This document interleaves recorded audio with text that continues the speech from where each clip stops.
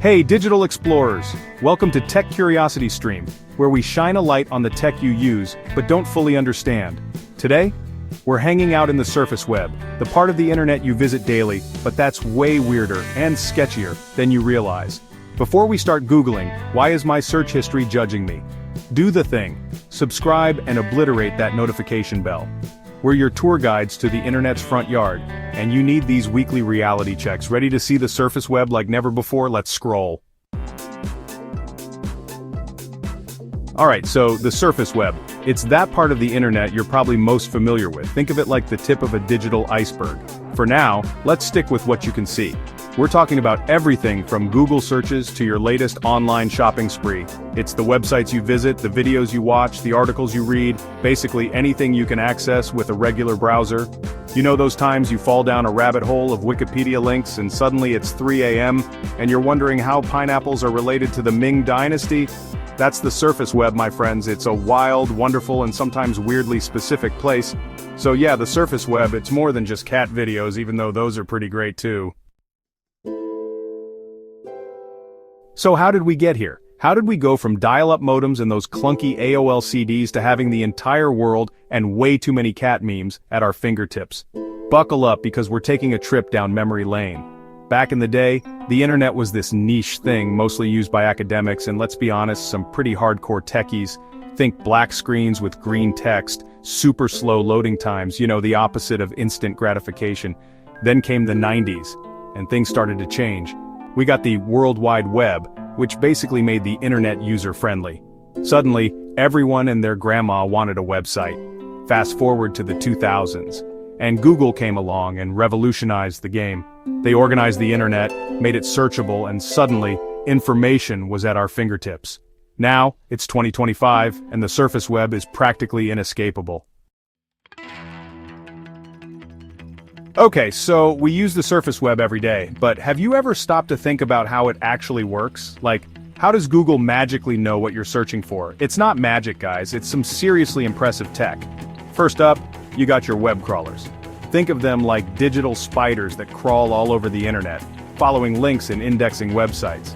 Once the crawlers have done their thing, all that data gets sent back to Google's servers, where it's organized and indexed. It's like creating a massive library of the internet, with each website carefully categorized and filed away. But here's where things get really interesting. Algorithms. So, yeah, Google isn't just a search engine, it's like a digital mind reader, constantly learning your habits and predicting what you want to see. The good, bad, and ugly. Why the surface web is wild. The surface web, as we've established, is a vast and complex ecosystem.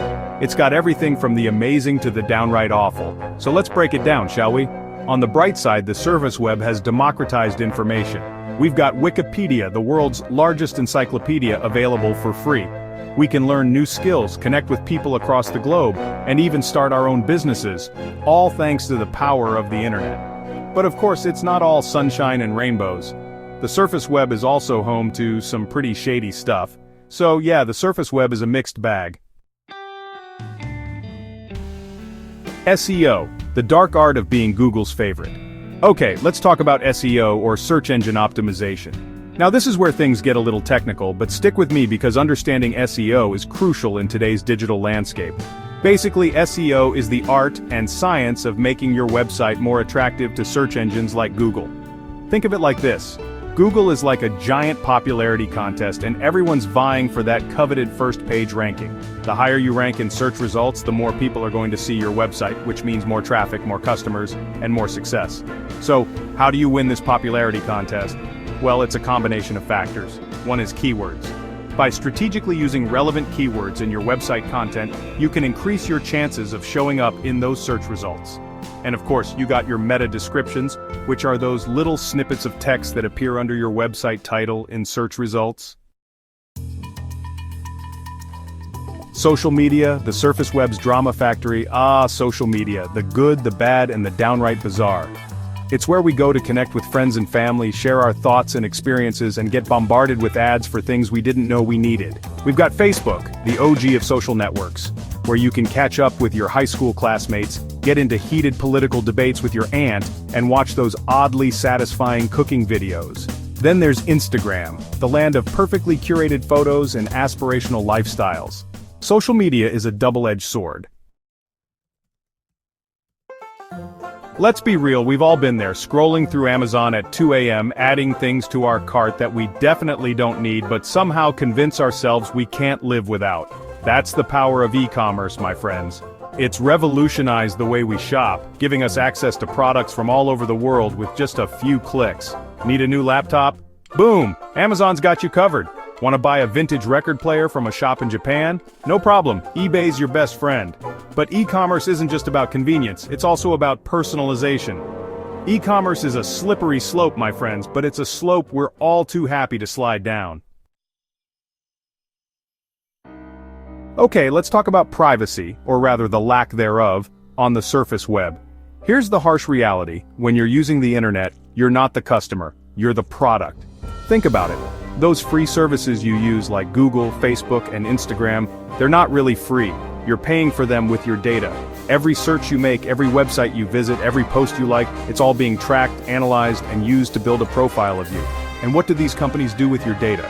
They sell it, of course, to advertisers, marketers, and anyone else willing to pay for it. So the best thing you can do is to be aware of the risks, take steps to mitigate them, and accept that some level of data collection is inevitable in the digital age. So, what does the future hold for the surface web? Well, it's hard to say for sure, but one thing's for certain: things are about to get even more interesting. We're on the cusp of a new era of the internet, one that's being shaped by artificial intelligence, blockchain technology, and a growing awareness of the need for ethical considerations. AI is already transforming the way we interact with the surface web. We've got chatbots that can answer our questions, algorithms that curate our news feeds, and even AI-powered writing tools that can generate content that's almost indistinguishable from human-written text. And then there's the metaverse, the next evolution of the internet, where the lines between the physical and digital worlds will become increasingly blurred. Imagine attending virtual concerts, trying on clothes in virtual dressing rooms, and interacting with friends and family in immersive virtual environments. The future of the surface web is full of both promise and peril. If you're now side-eyeing your browser, smash like, share this video and subscribe. Punch that bell. We've got deep web exposés and AI ethics queued up. Thanks for surfing the surface with us. Remember, the internet's only as wise or wild as we make it. See you in the next video. Until then, stay savvy, stay skeptical, and as always, stay curious.